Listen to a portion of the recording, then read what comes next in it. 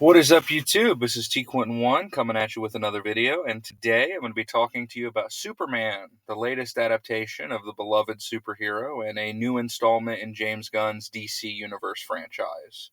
My channel will, for better or worse, always be linked to Superman, to DC Comics in general, but especially to this character.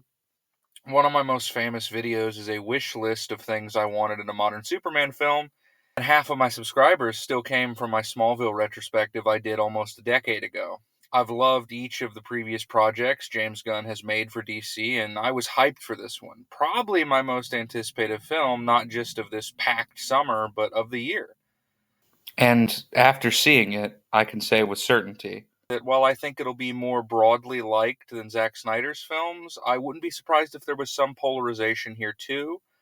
As for me, I fucking loved it. Superman is the most unabashedly silly Silver Age comic book movie maybe ever.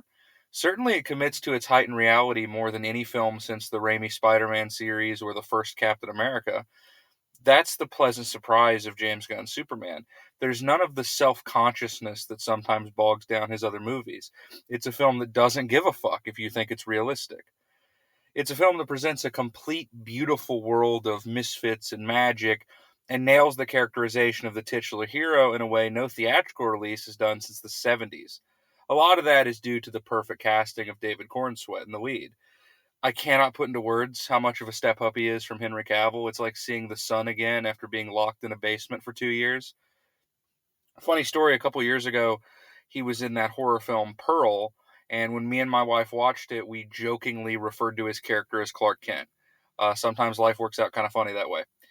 He pairs well with Rachel Brosnahan's Lois, too, and this might be controversial to say, but this is the most depth I've ever seen given to Clark and Lois's relationship. They feel like a real couple, and some of the heartfelt moments between them really got me. Now, while Cornsweet's Superman is the star of the show, there is not an actor here who's not giving it 100%, and this is something of an ensemble film. The most obvious being the Justice Gang, Guy Gardner, Hawkgirl, and Mr. Terrific. I was really impressed for how Gunn was able to give each of those characters depth, likability, and a reason to be in the movie, but never distracting from whose film it is. And again, the acting for all three of them is spot on. I was hyped for Nathan Fillion, and he was awesome as Guy.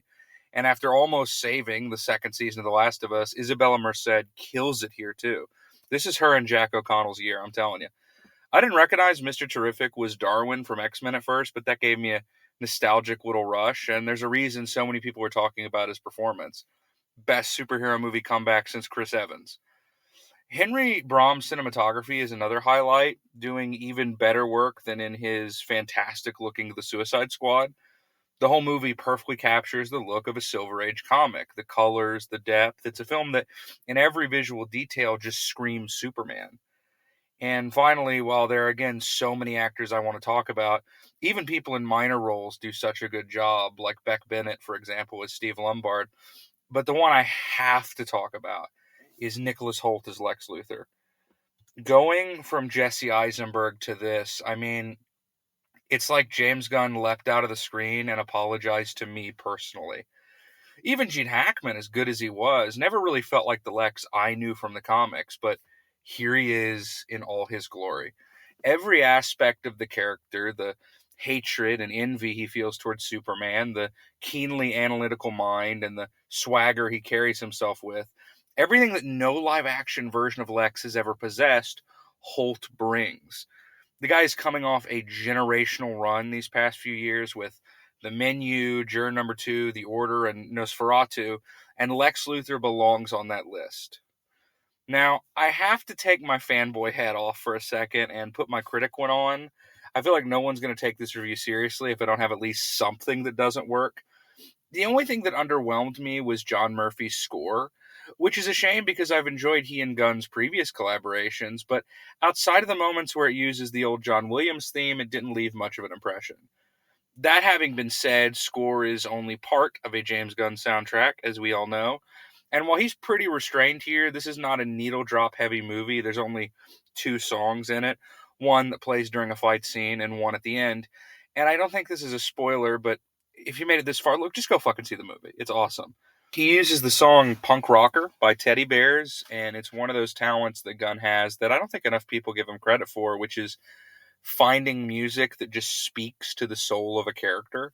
And in the same way that Something in the Way by Nirvana is now and forever a Batman song in my mind, Punk Rocker is the Superman music from here on out. That's pretty much it. It's surreal to get something that I've been waiting so long for. I almost forgot how much it meant to me. Maybe now, I mean, I don't want to get greedy, but we could get a good World's Finest movie. Maybe a good Justice League movie. Who knows?